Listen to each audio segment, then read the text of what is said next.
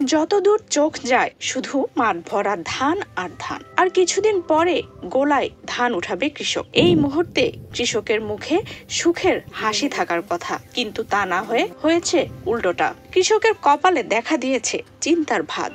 কেননা গাজীপুরের কালিয়াকৈর উপজেলায় এবার চলতি বড় মৌসুমে ধানে ব্লাস্ট রোগের আক্রমণ দেখা দিয়েছে। এতে বিপাকে পড়েছেন চাষিরা। তাদের অভিযোগ, কৃষি অধিদপ্তরের যথাযথ তদারকি না থাকার কারণেই দিন দিন এই রোগ ধানে ছড়িয়ে পড়েছে। কালিয়াকৈর উপজেলার সাহেবাবাদ এলাকায় কালিয়াদহ বিলে প্রায় 200 বিঘা জুড়ে ধানে ব্লাস্টার রোগের আক্রমণ দেখা দিয়েছে। এ কারণে ফলন বিপর্যয়ের ফলে লোকসানের চিন্তায় কৃষকের কপালে এখন চিন্তার ভাঁজ। ঋণ করে ধান চাষ করা হয়েছে। এই ক্ষতি এখন কিভাবে কাটিয়ে উঠবে তারা, তা নিয়ে দিশেহারা কৃষক। পুকে খেয়ে শেষ দিছে, আমরা একবারে শেষ।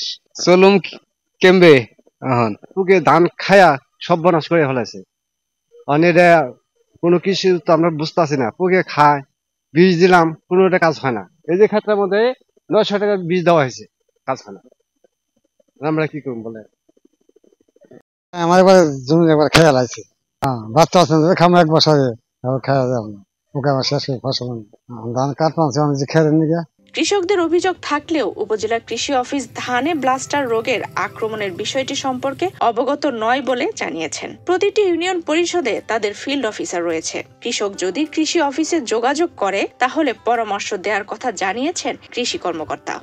এবছর কালিয়াকৈর উপজেলায় 10,250 হেক্টর জমিতে বোরো ধানের আবাদ হয়েছে। তার মধ্যে 43% অর্থাৎ 4,408 হেক্টর আমাদের আজকে পর্যন্ত পতন হয়েছে। বাকিগুলো দ্রুত পতন হয়ে যাবে। এটা হলো একটা ব্লাস্ট রোগের আক্রমণ, যেটা তৎক্ষণাৎ ছড়িয়ে পড়ে পুরো মাঠে। দেখা গেল 1-2 দিনের মধ্যে এটা পুরোটা ছড়িয়ে পড়ে। তো এটা হঠাৎ করে হয়েছে এবং এটা আমরা আগে থেকে কৃষকদের পরামর্শ দিই বীজটা ভেজানোর সময় তার জন্য বীজটা শোধন করে ঠিক করে, কারণ এই রোগটা 3বার হয়।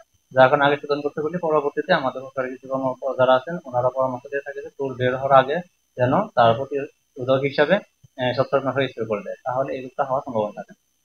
প্রতি বছর কৃষকদের আমরা প্রতি বছর প্রণোদনা দিয়ে থাকি বিভিন্ন ফসলের উপরে। তো তাদেরকে আমরা অগ্রাধিকার ভিত্তিতে এই প্রণোদনার মাধ্যমে তাদের সহযোগিতা করি।